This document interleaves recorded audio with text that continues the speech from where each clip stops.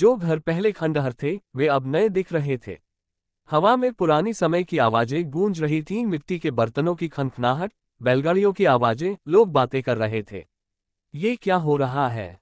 प्रियंका ने डर कर कहा। विवेक के डिवाइस की स्क्रीन पर एक नया मैसेज आया। You are in the past.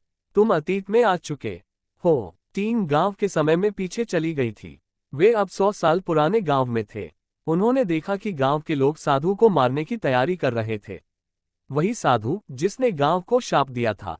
Team अब असली सच को अपनी आंखों से देख रही थी। क्या अर्जुन अब भी जिंदा है?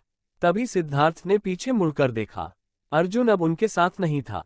अर्जुन कहाँ गया? उन्होंने चारों तरफ देखा। तभी गांव के चौक पर खड़ा दिखा, लेकिन इस बार वह गांवों के साथ खड़ा था। 300 साल पुराने गांव में फंस चुकी थी। उन्होंने देखा कि गांव वाले साधु को मारने जा रहे थे जिसने इस गांव को शाप दिया था। अर्जुन अब उनके साथ था, लेकिन क्या वह सच में बदल चुका था? टीम ने गांव के चौक पर देखा कि गांव वाले साधु को घेर चुके थे। साधु चिल्लाया, तुम सब अपनी मौत को न्योता दे रहे हो। मैं मर भी जाऊं तो भी यह गांव कभी मुक्त नहीं होगा।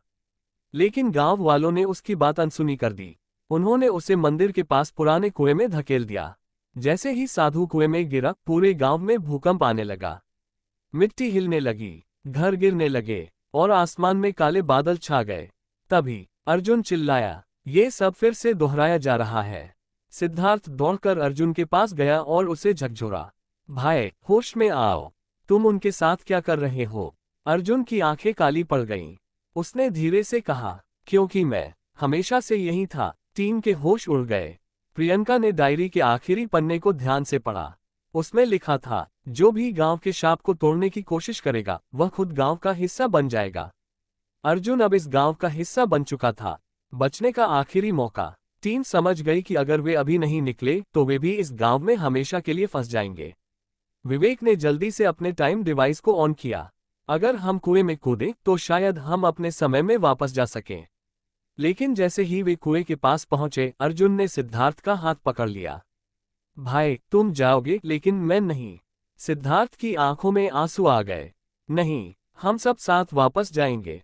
अर्जुन हल्के से मुस्कुराया। अगर तुम मुझे अपने साथ ले जाओगे तो ये शाप कभी खत्म नहीं होगा।